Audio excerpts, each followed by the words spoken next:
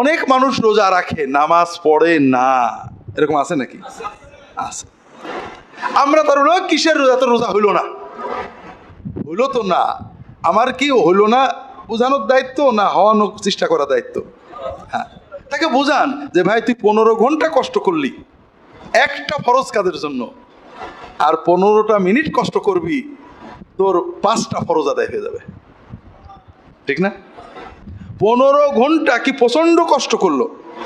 নামাজ যে কত মজার জিনিস, এবং নামাজ ওর জিনিস, ও আল্লাহর কাছে সেজদা করবে, আল্লাহর বেলায়েত পাবে, আর কেউ না, ও আল্লাহর ওলি হবে, ওর দোয়া আল্লাহ কবুল করবে। নামাজ সহজ, অনেকে নামাজ পড়ে না, রোজা রাখা সহজ, সকাল থেকে রাত পর্যন্ত নাকে আছে রোজা, কিন্তু নামাজ এইটা লাগে সেইটা লাগে, অজু গোসল 19-20 খুঁটি নাটি, কোনটা হবে না আর নামাজ হবে না। হুজুর এইটা করেছি নামাজ হবে, হুজুর ওইটা আছে নামাজ হবে। আল্লাহ তাআলা নামাজের নিয়ম দিয়েছেন, কিন্তু সব ছাড় আছে। না বুঝে অন্যায় হয়েছে, মাপ আছে, পারেন না, মাপ আছে।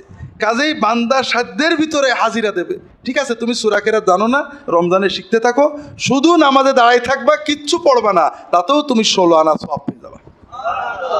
তাকে শিখাতে হবে। কাজেই আমরা রমাদানে চেষ্টা করব আমাদের আশেপাশের ভাইরা যারা আছে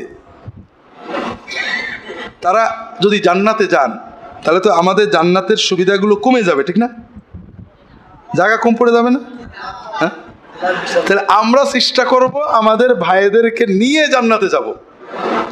তারা যদি নাও শোনেন আমার কথা, 5 বার বলবো। একজন বলছে হুজুর, একজনের অনেক বললাম নামাজের কথা, তার একই কথা, হুজুর যতই বুঝান আমি নামাজ পড়বো না।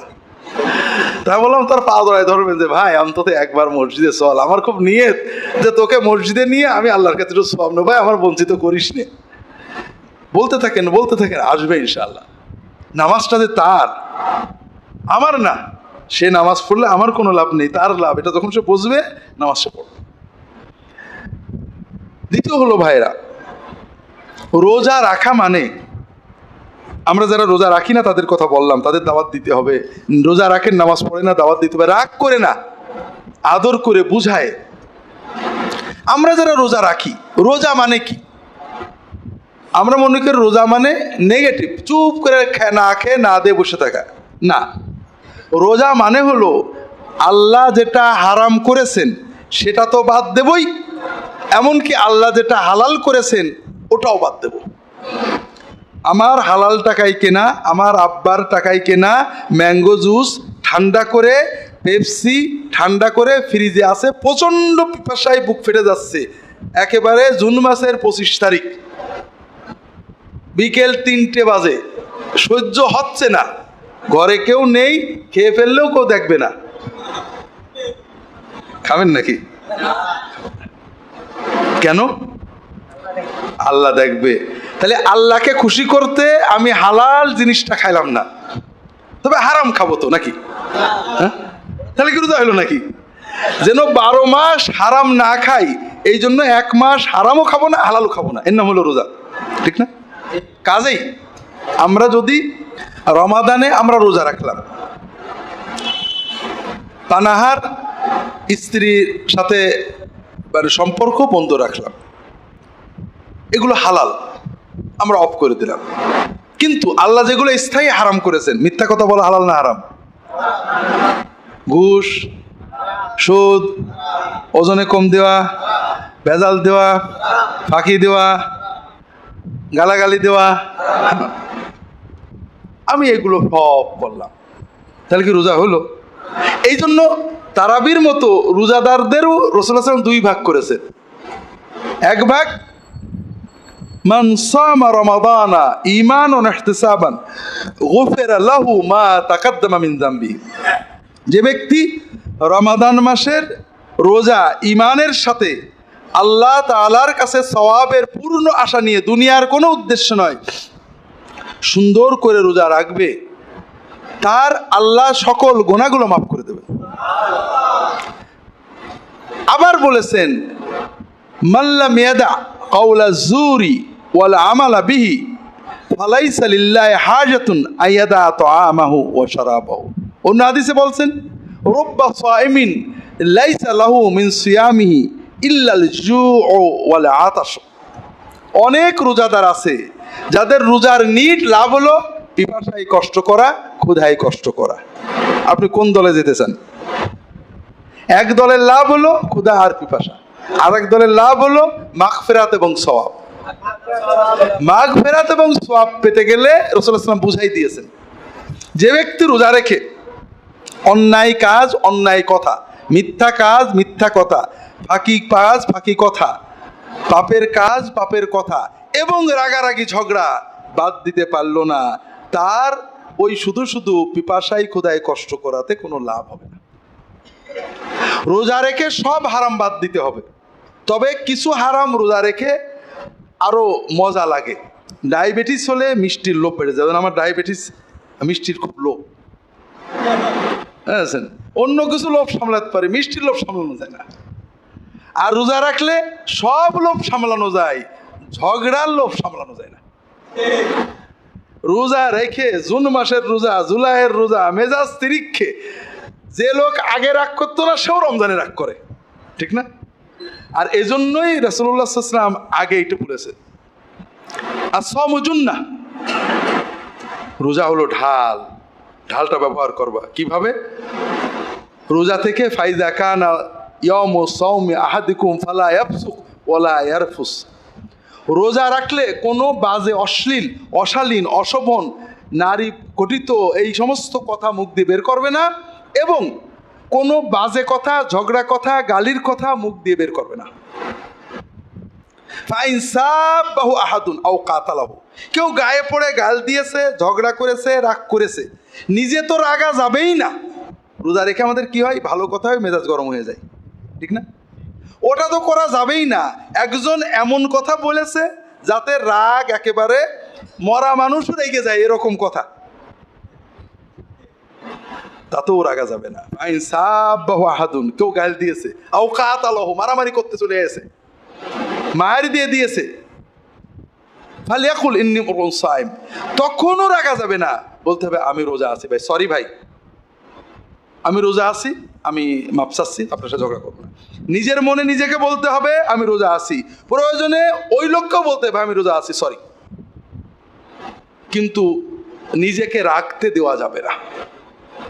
এক রমজান করেন, দেখবেন শাওয়াল থেকে আপনি অন্য মানুষ হয়ে গেছেন, আপনি সত্যিকারের মুত্তাকি হয়ে গেছেন।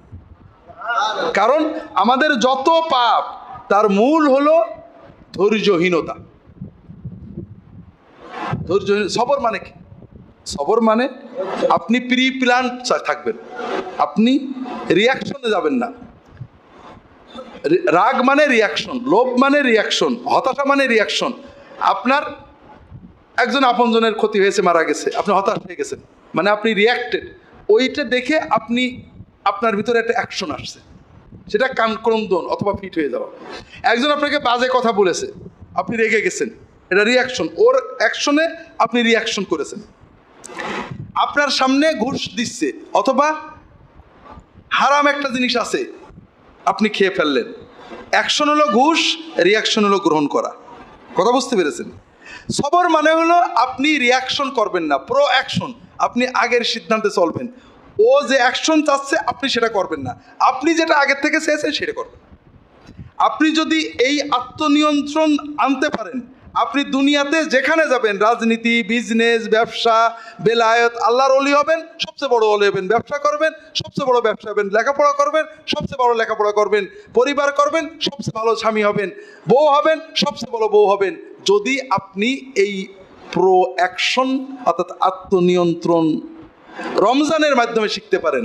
যে কারোর কথাই তো রাখবো নাই, কেউ রাগিয়ে দিলেও আমাকে কন্ট্রোল করতে পারবো, আর এটা হলো রোজার হুকুম। আমরা যদি এটা না করি, রোজা রেখে ঝগড়াঝাটি করি, রোজা রেখে যে গুণাগুলো আমরা বেশি করি, এক হলো ঝগড়া, বউর সাথেও রাগি, স্বামীর সাথেও রাগি, কারণ মাথা তো গরম হয়ে আছে, একদিক খিদে ক্ষুধার কারণে মেজাজ গরম, আর একদিকে এমনি তো আবহাওয়া এখন গরম, মেজাজের গরম আবহাওয়ার গরম মিলে এমনি মেজাজ গরমই থাকে, বউয়ের মেজাজও গরম, স্বামীর মেজাজও গরম, সবার মেজাজ গরম।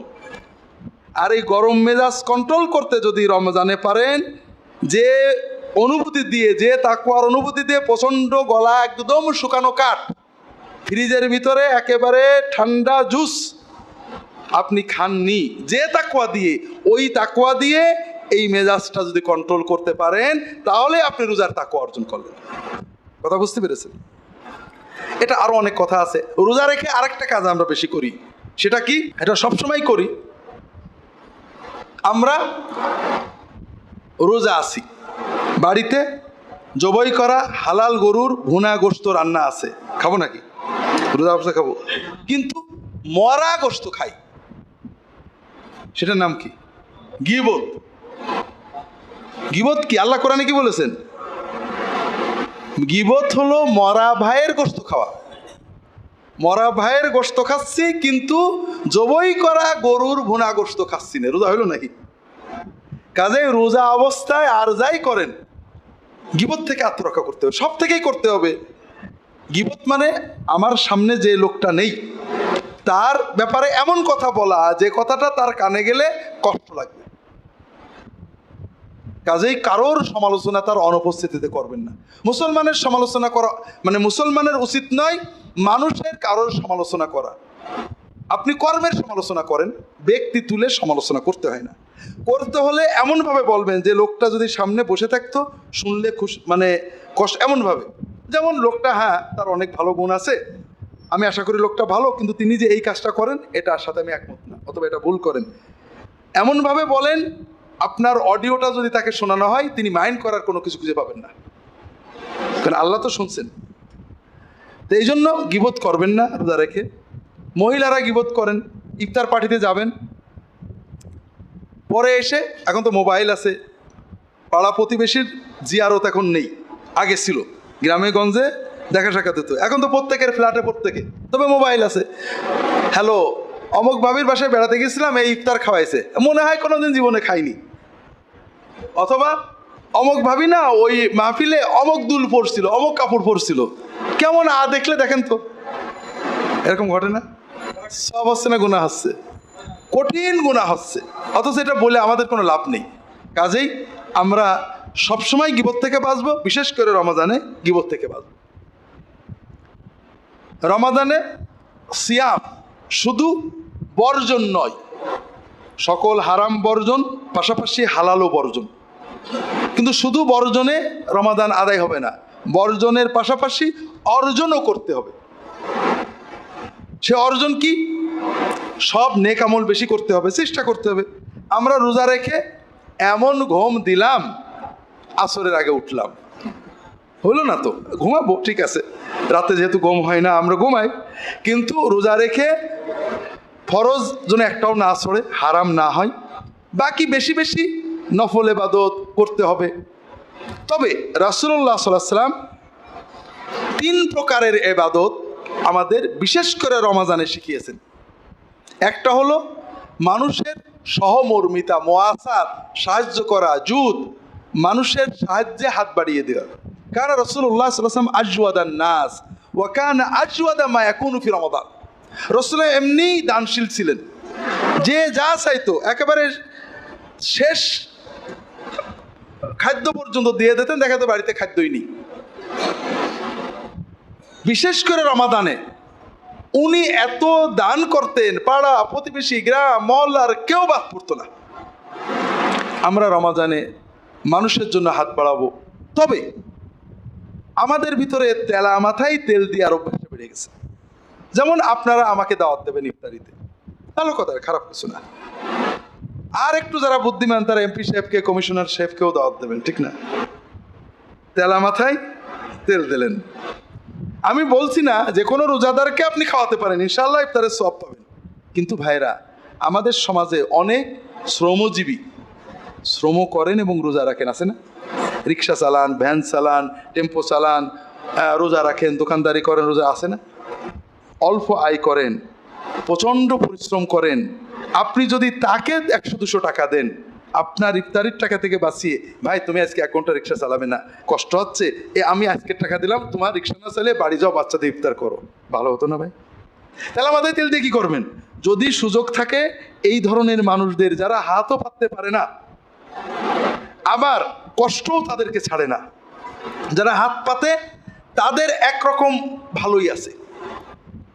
অনেক ফকির আমাদের চেয়ে অনেক সচ্ছল, কারণ হাত পাতার অভ্যাস হলে এটা একটা বদ অভ্যাস হয়ে যায়, মোটামুটি ভালোই চলে।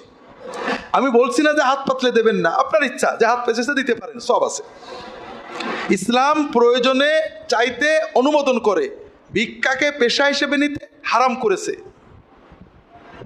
কাজেই যদি কেউ ভিক্ষাকে পেশা হিসেবে নেয়, সে কঠিন গুনাহে নিমজ্জিত। এই নোংরা পেশা থেকে বাঁচানোর দায়িত্ব সমাজের, রাষ্ট্রের। আমরা জানি না কে সত্যবাদী কে মিথ্যাবাদী। হুজুর আমার মেয়ের অসুখ মরে যাচ্ছে, টাকা লাগবে, আমি জানি সত্য, আমি 1 টাকা দিলে দিলাম, না হলে ভাই মাফ করেন, পারছি না। দিলে ইনশাআল্লাহ আমি একজন অসহায়কে দিয়ে হাত পেতেছে দিছি, আলহামদুলিল্লাহ দেওয়ার সওয়াব হবে। না দিলে যদি আমি তার চেয়ে খারাপ ব্যবহার না করি, ভাই সরি আমি মাফ করেন, আমি পারছি না, ভালো কথা, কোনো গুনাহ হবে না। কিন্তু যে মানুষগুলো হাত পাততে পারে না, ছোট্ট একটা চাকরি করতো, রিটায়ার করেছে, ছেলে পেলে বড় হয়েছে, বিয়ে করে, গরিব দেখে না, ছোট একটা ব্যবসা করতে এখন নেই, বিশ্বাস করেন আপনার আশেপাশে এরকম মানুষের অভাব। তারা হাতও পাততে পারে না, বাঁচতেও পারে না। তাদেরকে খুঁজে বের করেন, তাদের পাশে দাঁড়ান, আপনার ইফতার থেকে কিছু বাঁচিয়ে তাদের দেন। রমাদান মাস আল্লাহ বানিয়েছিলেন খাওয়ানোর মাস, আমরা বানিয়েছি খাওয়ার মাস। কারণ আমাদের সমাজে কথা আছে, রমাদানে যতই খাও হিসেব হবে না, আছে না? আচ্ছা, আমরা রমাদান মাসে হিসাব মুক্তি চাই না সওয়াব চাই? কাজে ওই চিন্তা বাদ দেব, রমাদানে কত বেশি সওয়াব হয় আমরা খাবো, তবে খাওয়াটা যেন এমন না হয় যে 15 ঘন্টা যেহেতু খাইনি, বাকি কয়েক ঘন্টায় 15 ঘন্টা কভার করে নিলাম, এরকম যেন না হয়। এটা নিয়ম না। অর্থাৎ 15 ঘন্টা তো না খাওয়ার জন্যই সওয়াব, এই কয়েক ঘন্টাতে নর্মাল যেটা খেতে হয় খাবো, স্বাভাবিক। আপনি ইফতার করেছেন আলহামদুলিল্লাহ, সেহরি খেয়েছেন আলহামদুলিল্লাহ, স্বাভাবিকের ভিতরে। কিন্তু রমাদান যেন খাওয়ার উৎসবে পরিণত না হয়, খাওয়ানোর উৎসব হোক। আপনি খান, প্রতিদিনই চেষ্টা করেন আপনার খাওয়া থেকে কিছু খাবার অথবা কিছু টাকা অসহায়, গরিব, শ্রমজীবী, রোজাদার, অথবা সমাজে যারা রোজা রাখেন কিন্তু চাইতে পারেন না, রিটায়ার্ড একজন ছোট্ট কর্মচারী, যারা অতি কষ্টের, একবেলা খান একবেলা, এরকম অনেক আছে ভাইরা, পেনশন পান, কয় টাকা ছেলে ফেলে দেখে না, চাইতেও পারেন না, ছোট্ট একটা বাসায় উপস্থিতে থাকে, খুব কষ্টে আছে ভাইরা, এদের পাশে দাঁড়ান। বিধবা, এতিম, এদের পাশে দাঁড়ান। দ্বিতীয় যে ইবাদত রাসূলুল্লাহ সাল্লাল্লাহু আলাইহি ওয়াসাল্লাম রমাদানে আমাদেরকে শিখিয়েছেন, সে ইবাদত হলো কোরআন। রাসূলুল্লাহ সাল্লাল্লাহু আলাইহি ওয়াসাল্লাম রমাদানে কোরআন জিবরাইলকে শুনিয়ে খতম করতেন, অর্থাৎ সেই রমজান পর্যন্ত যতটুকু হয়েছে পুরোটা, শেষ রমজানে 2 খতম করেছেন, 2 বার তাকে শুনিয়েছেন।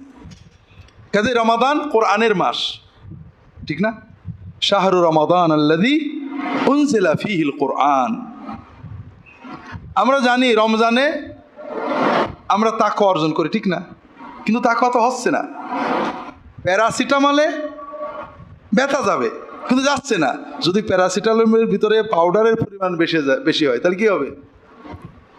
ডাক্তার প্রেসক্রিপশন দিয়েছে, আপনার নাকে পানি, প্রচণ্ড মাথা ব্যথা, জ্বর, ডাক্তার দেখে টেকে বললো ইনফেকশন হয়ে গেছে, অ্যান্টিবায়োটিক নেন, আর নাকের জন্য হিস্টাসিন জাতীয় কিছু নেন, আর এই ন্যাপা বা প্যারাসিটামল দিয়ে দিলাম। আপনি একটা হিস্টাসিনকে, একটা প্যারাসিটামলকে, বেশ ফ্রেশ লাগছে, লাগে না? মাথা ব্যথা কমে যায়, জ্বর সেরে যায়। তো ডাক্তার শুধু শুধু অ্যান্টিবায়োটিক দিয়েছে এত টাকার, ওইটা আর খাবো না। আপনি শুধু হিস্টাসিন আর প্যারাসিটামল খাইতে লাগলেন, জ্বর সারবে তো না বাড়বে? বাড়বে। আল্লাহ তাআলা রমাদানের তাকওয়ার জন্য রমাদান এবং কোরআন দিয়েছেন। আমরা রমাদান নিলাম, কোরআন নিলাম না, যারাও কোরআন নিলাম না বুঝে নিলাম, এই জন্য তো তাকওয়া হচ্ছে না। রমজানে পুরো কোরআন আমরা শুনি, ওয়াইলুল লিল মুতাফফিফিন আল্লাযীনা ইযা ইক্তালু আলান নাস ইস্তাওফুন। তারাবিতে ফজরের নামাজে শুনে গেছে মুসল্লি যে ওয়াইল, ধ্বংস, জাহান্নাম হলো তাদের জন্য যারা ওজনে কম দেয়, ফাঁকি দেয়, পণ্য কম দেয়, নেওয়ার সময় বুঝে নেয়, দেওয়ার সময় ফাঁকি দেয়, তাদের জন্য জাহান্নাম, ধ্বংস। ফজরের নামাজ ইমাম সাহেব পড়েছে, তারাবিতেও পড়েছে, কিন্তু ও যায় কিন্তু কম দিচ্ছে, কারণ ও বুঝিনি যে ইমাম সাহেব কি পড়েছে, ঠিক না? ও বুঝলে ওর মনে একটু নাড়া লাগতো। এই জন্য কোরআন কারীম আল্লাহ বলেছেন আল্লাযীনা আতাইনাহুমুল কিতাবা ইয়াতলুনাহু হাক্কা তিলাওয়াতিহি, যাদেরকে আমি কিতাব দিয়েছি তারা কিতাব হক তেলাওয়াত করে। হক তেলাওয়াত মানে বুঝে তেলাওয়াত করে, হৃদয় নেড়ে তেলাওয়াত করে। সবাই চেষ্টা করবেন কোরআন, রমাদান কোরআনের মাস, কোরআনের দিকে এক ধাপ এগোতে। আপনাদের আগে বলেছি আল্লাহ তাআলার সাথে বিজনেস সবচেয়ে সহজ। আপনি নিয়ত করেন আল্লাহ এই রমাদানে কোরআনের দিকে এক ধাপ এগোবো। যারা কোরআন তেলাওয়াত করতে পারেন না, তেলাওয়াত শেখার নিয়ত করেন, চেষ্টা করেন। যারা তেলাওয়াত পারেন, সহি তেলাওয়াত না, অবশ্যই সহি তেলাওয়াতের জন্য রমজানের চেষ্টা করেন। যারা তেলাওয়াত পারেন, তর্জমা পারেন না, একটু একটা পারা অন্তত তর্জমা সহ পড়েন। যারা পড়তে পারেন না, ক্যাসেটে শোনেন, কোরআন শরীফ সামনে নিয়ে বসেন, আদবের সাথে শুনতে থাকেন, তেলাওয়াত শোনেন, অর্থ শোনেন, আদবের সাথে, মহব্বতের সাথে, এইভাবে কোরআনটাকে হৃদয়ে দেওয়ার চেষ্টা করেন। প্রত্যেকে আপনি আল্লাহ তাআলার কাছে কোয়ান্টিটি, পরিমাণটা বড় না, কোয়ালিটি, আপনার মনের আন্তরিকতা, সর্বাত্মক চেষ্টাটা বড়। কাজে আপনি চেষ্টা করেছেন, কষ্ট মষ্ট করে এক পারা পড়েছেন, এটাতেও আল্লাহ তাআলার কাছে আপনি পূর্ণ সওয়াব পেয়ে যাবেন। পাশাপাশি যারাই কোরআন পড়তে পারেন, রমাদানে কোরআন পূর্ণ পড়বেন, বোঝার চেষ্টা করবেন, তরজমা তাফসীর শুনবেন, যে যে সাধ্য মতো। আর যারা কোরআন পারেন না, এই রমজানে মসজিদে যারা দায়িত্বে আছেন, চেষ্টা করবেন আর কিছু না হোক যুবকদেরকে কোরআনের যে সূরাগুলো নামাজে দরকার অন্তত সহি মশ করার ব্যবস্থা করবেন। বয়স্ক যুবক 30 বছর কোরআন নামাজ পড়ছেন, সূরা ফাতিহা সহি না, এরকম আছে না নেই? নামাজ শুরু করেছেন, ফাতিহা পড়তে পারেন না, শুধু দাঁড়িয়ে থাকবেন, সুবহানাল্লাহ পড়বেন, তাতেও নামাজ হবে। কিন্তু কতদিন? 50 বছর। আল্লাহ দেখছেন না, আপনি সব করছেন, শুধু আল্লাহর কোরআনটা সহি শিখলেন না। আল্লাহ যদি কিয়ামতে জিজ্ঞেস করে ওজর দেবেন কি করে? কাজেই প্রতিদিন 10টা মিনিট সময় দেন, দেখবেন কয়েক মাসের ভিতরে আপনার সব সহি হয়ে গেছে। রমাদানে আপনারা দিনে হোক রাত্রে হোক, প্রত্যেকে ইমানের তাগিদে চেষ্টা করবেন কোরআনের। আপনি 10টা সূরার ভিতরে এই রমজানে 3টে সূরা সহি মস্ত করে নেন, দেখবেন হয়ে যাবে।